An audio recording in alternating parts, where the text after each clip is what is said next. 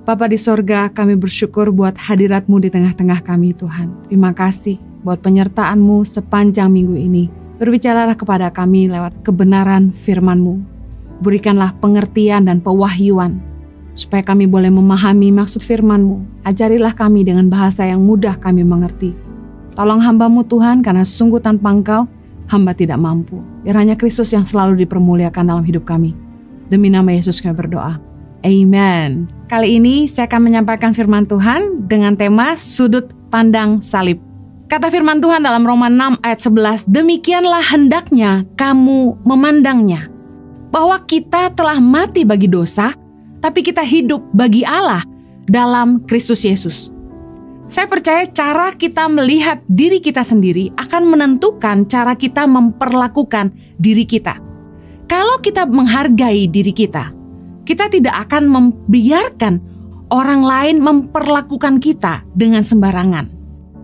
Kita akan punya sebuah standar untuk kita tahu sebagaimana kita harus diperlakukan. Saya ingin mengajak Anda untuk melihat kebenaran firman Tuhan bahwa hidup Anda sangat berharga. Kalau Yesus mau mati buat kita, berarti hidup kita bernilai. Tapi apakah kita melihat diri kita sendiri bernilai? Kita harus belajar bilang sama diri kita, saya bukan sampah. Kita harus belajar memberi nilai lebih kepada diri sendiri, supaya kita belajar menghargai hidup kita juga.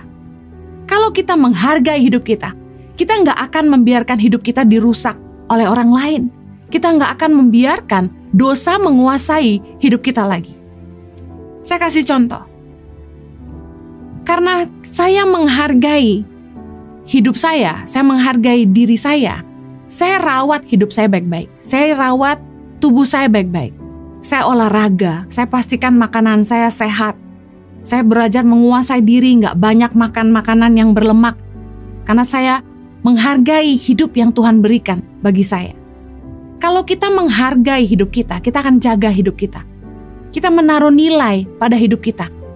Contoh, kalau kita menghargai seseorang, cara kita memperlakukan dia pasti berbeda.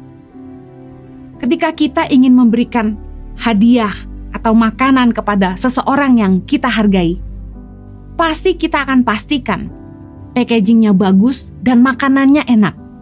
Jangan sampai kita memberikan makanan yang tidak enak. Ketika kita memberikan kado kepada seseorang yang kita hargai, kita pastikan kita bungkus baik-baik. Kenapa kita lakukan itu? Karena kita meletakkan nilai di situ. Because we put the value there. Kita meletakkan nilai penghargaan kepada orang tersebut. Sama dengan hidup kita. Cara kita melihat hidup kita penting. Kita nggak akan bisa berubah kalau kita nggak bisa melihat hidup kita sendiri dengan sudut pandang Tuhan. Tuhan melihat hidup kita begitu berharga. Oleh karena itu Kristus mati untuk menebus dosa-dosa kita. Firman Tuhan katakan, demikianlah hendaknya kamu memandangnya. Nah, bagaimana Anda melihat diri Anda sendiri? Kita harus mengerti bahwa salib telah membebaskan kita dari dosa. Salib telah membebaskan kita dari hukum dosa. Tapi bagaimana kita memperlakukan hidup kita tergantung dari bagaimana kita melihat hidup kita sendiri. Banyak orang yang menyia-nyiakan hidupnya karena dia pikir, hidup saya sudah rusak. Hidup saya nggak berarti buat siapapun. Hidup saya sudah terlanjur rusak. Hidup saya kotor. Dan orang kemudian membiarkan hidupnya disia-siakan orang lain. Kita harus belajar menghargai diri kita sendiri. Sehingga kita menaruh nilai lebih kepada hidup kita. Kematian Kristus di kayu salib telah membebaskan kita dari dosa. Oleh karena itu harusnya kita tidak boleh lagi membiarkan hidup kita diperhamba oleh dosa. Roma 6 ayat 6 berkata gini, karena kita tahu bahwa manusia lama kita telah turut disalibkan supaya tubuh dosa kita hilang kuasanya, agar jangan kita menghambakan diri lagi kepada dosa. Satu kali ketika kami punya anak-anak dari Sumba yang bekerja di rumah kami, saya membelikan meja makan untuk orang-orang yang bekerja di rumah kami itu bisa makan malam sama-sama, mereka duduk di meja makan seperti yang biasa kami lakukan. Tapi apa yang terjadi ketika anak-anak yang baru datang dari Sumba ini makan? Mereka duduk di lantai. Waktu saya lihat mereka duduk di lantai, saya tegur, saya bilang, ayo bangun, duduk di kursi meja makan. Jangan duduk di lantai. Mama beli meja ini untuk kalian pakai. Mereka merasa begitu kecil, mereka merasa mereka begitu rendah, sampai mereka merasa tidak layak untuk duduk di meja makan. Juga karena mereka tidak terbiasa. Nah, banyak saya tahu asisten rumah tangga di rumah-rumah orang, khususnya rumah-rumah orang kaya, biasanya pasti mereka duduk makan di dapur, duduk di lantai. Tetapi saya ingin orang-orang yang bekerja pada kami ini mengerti seberapa kami menghargai mereka. Kami ajak mereka duduk di kursi makan. Bahkan kami tidak sungkan mengajak mereka duduk makan bersama-sama dengan kami. Nah, awalnya agak kikuk, mereka nggak mau. Tapi saya yakinkan mereka bahwa mereka juga penting bagi kami, mereka berharga bagi kami. Dan oleh karena itulah saya belikan meja makan yang bagus untuk mereka duduk makan di meja makan. Sama seperti bagaimana Yesus sudah mati buat kita. Yesus mati di kayu salib untuk menebus dosa-dosa kita, supaya kita yang tadinya sampah jadi berharga. Yesus memperlihatkan kepada kita bahwa kita layak untuk diampuni. Tuhan mau kasih tahu kita bahwa hidup kita sangat berharga sampai Yesus mau mati untuk kita.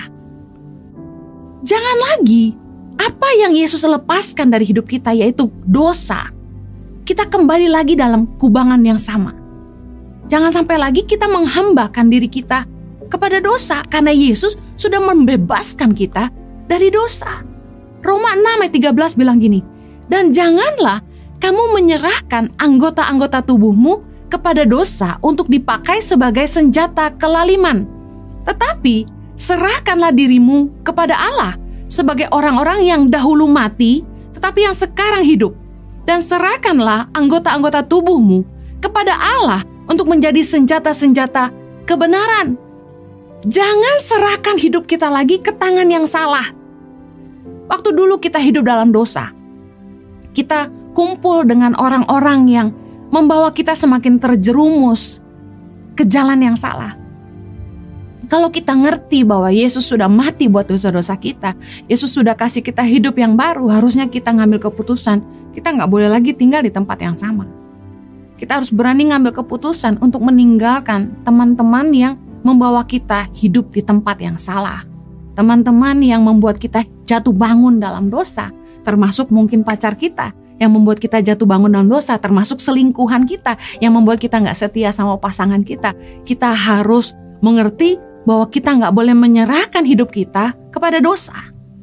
Tapi kita harus menyerahkan hidup kita kepada Allah, supaya hidup kita dipakai oleh Allah untuk melakukan kebenaran, kebajikan, keadilan, dan semua hal yang mulia. Banyak yang anak-anak muda yang bilang sama saya, Kak Heni, saya sudah terlanjur berhubungan seks di luar nikah dengan pacar saya. Kalau saya mau bertobat sungguh-sungguh, saya mau hidup benar, nanti kalau pacar saya putusin saya, masih ada nggak yang mau sama saya? Saya katakan, pasti masih ada. Tuhan itu pemurah. Kalau kita sungguh-sungguh minta ampun sama Tuhan dan kita mau hidup sungguh-sungguh di dalam kebenaran, Tuhan pasti menyediakan upah di dalam kebenaran. Tuhan pasti menyediakan pasangan hidup yang jauh lebih baik, yang menghargai kita, yang mengasihi kita, bukan karena tubuh kita, bukan karena nafsu, tapi sungguh-sungguh mengasihi kita. Ada sebuah kebenaran yang saya ingin ungkapkan kepada saudara. Ayat ini saya bolak-balik baca, tapi entah kenapa tiba-tiba dibukakan dengan begitu luar biasa. 1 Korintus 6 ayat 19 dan 20. Atau tidak tahukah kamu bahwa tubuhmu adalah bait Roh Kudus yang diam di dalam kamu, Roh Kudus yang kamu peroleh dari Allah, dan bahwa kamu bukan milik kamu sendiri. Ayat 20. sebab kamu telah dibeli dan harganya telah lunas dibayar. Karena itu, muliakanlah Allah dengan tubuhmu. Luar biasa, saya dapat gambaran gini. Ibaratnya kita punya rumah. Ketika kita jual rumah kita sama orang, dan orang itu kemudian memberikan rumah itu kepada anaknya untuk ditinggali. Kita sebagai orang yang bekas punya rumah itu, kita nggak punya hak lagi atas rumah itu. Kita nggak bisa petantang-petenteng datengin rumah itu dan bilang, ini rumah saya. Yang punya kan bilang gini, enggak, bapak saya udah bayar rumah ini untuk saya. Kita bilang nggak bisa, ini rumah saya. Kita nggak bisa gitu kan, nggak mungkin kita begitu. Kalau kita sampai lakukan itu, mungkin polisi akan datang dan tangkap kita. Hidup kita, dikatakan sudah dibeli, telah dibeli dan harganya telah lunas dibayar. Hidup kita yang tadinya kita sudah mati karena dosa, kita dihidupkan kembali karena pengampunan lewat salib Kristus. Harganya sudah lunas dibayar oleh salib Kristus. Hidup kita adalah milik Allah. Kita nggak punya kuasa lagi atas hidup kita sendiri. Karena hidup ini bukan hidup kita lagi. Hidup ini adalah milik Allah. Tuhan telah memberikan Roh Kudus untuk berdiam di dalam hidup kita. Tubuh kita ini sudah bukan milik kita lagi. Tubuh ini adalah milik Allah dan Roh Kudus sudah berdiam di dalamnya. Seperti rumah yang sudah kita jual, dibeli orang, lalu dia berikan kepada anaknya yang tinggal di situ. Roh Kudus tinggal di dalam kita. Ini milik Allah, bukan milik saya. Tapi kita lupa. Setelah kita mengenal Kristus, kita tahu bahwa hidup kita telah ditebus, sudah dibayar lunas oleh salib Kristus. Kita lalu macam-macam sama hidup kita. Kita seenaknya dengan hidup kita. Kita hidup jatuh bangun dalam dosa. Kita menyakiti hati Tuhan. Kita berdusta. Kita berzina. Kita bercabul. Kita menipu. Kita berbuat jahat. Kita nistai Tuhan dengan hidup kita. Padahal hidup kita ini milik Allah. Sudah bukan punya kita lagi. Dan Roh Kudus diam di sini. Dikatakan, tidak tahukah kamu bahwa tubuhmu adalah bait Roh Kudus yang diam di dalam kamu. Ketika kita menjadi milik Allah, Dia menempatkan Roh-Nya yang kudus untuk tinggal di dalam hidup kita. Hidup kita bukan milik kita lagi. Hidup kita adalah milik Allah. Kita sebenarnya udah gak punya hak lagi atas hidup kita. Makanya saya doa sama Tuhan. Saya bilang, Tuhan, saya mau jadi papet di tangan-Mu. Boneka papet itu gak punya nyawa. Boneka papet itu dimasukkan ke tangan lalu digerak-gerakkan oleh orang yang menguasainya. Saya bilang, Tuhan, saya mau jadi papet di tangan-Mu. Karena saya ngerti, hidup saya bukan saya lagi. Tapi biarlah apa yang jadi kerinduan Tuhan yang menjadi keinginan saya. Apa yang jadi pikiran Tuhan yang ada di pikiran saya. Biarlah apa yang saya kerjakan adalah yang Tuhan mau lakukan. 1 Korintus 6 ayat 20 bilang, sebab kamu telah dibeli dan harganya telah lunas dibayar. Karena itu, muliakanlah Allah dengan tubuhmu. Harusnya kita sadar bahwa hidup kita milik Allah dan kita harus pakai hidup kita mempermuliakan Allah. Makanya saya bilang penyembahan adalah hidup yang mempermuliakan Allah. Penyembahan adalah hidup yang mempermuliakan Tuhan. Kita gak boleh lagi memakai hidup kita untuk melakukan keinginan dosa, tapi hidup kita harusnya melakukan keinginan Allah.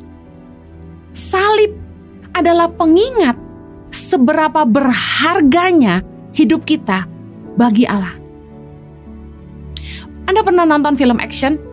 Bagaimana ada seorang bos yang punya banyak anak buah, dan ketika mereka melawan musuh, anak buahnya ini siap pasang badan, siap mati buat bosnya. Mereka rata-rata mati semua, bosnya yang hidup. Seolah nyawa anak buahnya kayak gak berharga gitu. Kadang-kadang kita yang nonton gregetan, kenapa mereka udah tahu jagoan itu pasti bunuh mereka, tapi tetap mereka mau tukang jagoan itu dan mempertahankan nyawa bosnya. Kenapa mereka rela lakukan itu? Kenapa mereka rela mati buat bosnya? Karena nyawa bosnya sangat berharga. Mereka menjaganya, mereka membelanya, bahkan mereka rela mati buat bosnya. Bayangkan seberapa berharganya hidupmu sampai Yesus mau mati buat kamu. Gak mungkin kita gak berharga kalau Yesus aja mau mati buat kita. Salib adalah pengingat seberapa berharganya hidup kita ini bagi Allah. Kenapa kita berharga bagi Yesus? Karena Bapa, karena Allah Bapa sangat mengasihi kita. Tuhan itu sangat mencintai umat manusia. Karena Yesus tahu itu. Yesus mau mati buat kita. Pernahkah Anda merasa dicintai? Perasaan dicintai itu luar biasa, ya nggak sih? Waktu kita tahu kita dicintai, kita jadi merasa berharga. Saya tanya sama anak-anak saya, Chloe, Zoe, Axel, do you know that mommy love you? Kamu tahu nggak mama sayang sama kamu? And Zoe jawab gini, yes I know. Lalu saya bilang begini, apa yang kamu rasakan waktu kamu tahu bahwa mama sayang sama kamu? Dia bilang, I feel happy, I feel lucky, blessed, I feel amazing. Perasaan dicintai itu membuat orang bahagia. Perasaan dicintai itu membuat orang merasa diberkati, beruntung. Perasaan dicintai itu membuat kita merasa luar biasa. Wow, I am something. Kita punya harga, kita punya nilai. Karena dikasihi, kita ngerti hidup kita berharga, bernilai, berarti. Rasa dicintai itu membuat kita rasa aman. Karena saya yakin bahwa suami saya mencintai saya nggak pernah khawatir Jojo pergi kemana aja. Karena saya tahu saya dicintai. Anda dan saya sangat dikasihi Allah. Hidup kita sangat berharga buat Tuhan. Kita itu sangat bernilai bagi Tuhan. Kita punya nilai. Saking kita berharganya bagi Bapa, Yesus rela mati untuk menebus dosa kita. You have worth. Anda punya nilai. You are precious. Anda sangat berharga. Seseorang begitu bernilai bagi kita ketika kita mengasihi mereka. Orang yang Anda cintai pasti sangat spesial buat Anda. Saya akan rela berkorban untuk anak-anak saya karena saya sangat mengasihi mereka. Bayangkan Yesus mau berkorban buat kita. Bayangkan betapa Yesus mengasihi kita. Sekali lagi, salib adalah pengingat betapa besarnya kasih Allah itu bagi kita. Yohanes 3 ayat 16. Karena begitu besar kasih Allah akan dunia ini, sehingga Ia mengaruniakan anaknya yang tunggal, supaya setiap orang yang percaya kepadanya tidak binasa, melainkan beroleh hidup yang kekal. Roma 8 ayat 35.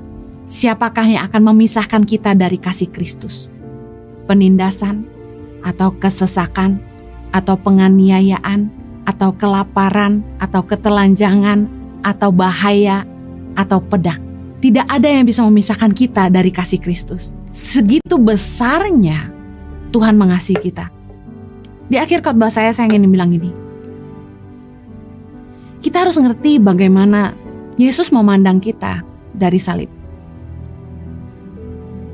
Saya yakin ketika Yesus tersiksa, kesakitan di atas kayu salib, yang membuat Yesus bertahan adalah karena Dia tahu bahwa Bapa sangat cinta kepada kita. Bahwa kita manusia sangat berharga bagi Bapa. Yang membuat Yesus bertahan adalah karena Dia tahu bahwa Bapa akan sangat bahagia ketika pengorbanan Kristus akan membuat kita yang tadinya hamba dosa menjadi hamba Allah. Pengorbanan Kristus merupakan kado yang istimewa buat Bapa di sorga, bahwa kita manusia berpindah dari alam maut kepada sorga, bahwa kita menjadi kado yang paling indah buat Bapa di sorga, bahwa kita dimenangkan bagi Dia lewat pengorbanan Yesus di kayu salib. Karena itulah Yesus bertahan dan mati buat kita. Dan ini pesan yang Tuhan mau kita ingat. Demikianlah harusnya kita memandangnya, bahwa kita tidak boleh lagi hidup dalam dosa. Roma 6 ayat 11 tadi. Demikianlah hendaknya kamu memandangnya, bahwa kamu telah mati bagi dosa, tetapi kamu hidup bagi Allah dalam Kristus Yesus. Yesus ingin kasih tahu kita bahwa pengorbanannya di kayu salib adalah membuat kita mati bagi dosa, dan kita harus hidup bagi Allah. Mari ingat, pengorbanan Kristus adalah bukti betapa berharganya hidup kita bagi Allah dan betapa Dia mengasihi kita. Jangan lagi hidup sia-sia. Jangan lagi membiarkan orang lain menyia-nyiakan hidup kita. Pandanglah betapa berharganya hidupmu. Hargailah hidupmu, karena engkau sangat berharga bagi Allah. Mari kita berdoa. Bapa di sorga, terima kasih buat pengorbanan Kristus di atas kayu salib, sehingga kami menjadi sadar betapa berharganya hidup kami bagi Allah. Betapa Tuhan telah memberikan yang terbaik dalam hidup kami, yaitu kekekalan. Terima kasih Tuhan, karena Engkau telah mengampuni segala dosa dan pelanggaran kami. Engkau tidak mengingat segala dosa-dosa dan kesalahan kami yang telah kami buat. Terima kasih karena pengorbanan Kristus di atas kayu salib. Kami dibebaskan dari dosa. Kami dimerdekakan dari dosa Tuhan. Kiranya anugerah-Mu memampukan kami untuk meninggalkan dosa pelanggaran kami. Dan kami mau hidup sungguh-sungguh bagi Allah. Kiranya nama-Mu selalu terpuji dalam hidup kami. Demi nama Yesus kami berdoa. Amen.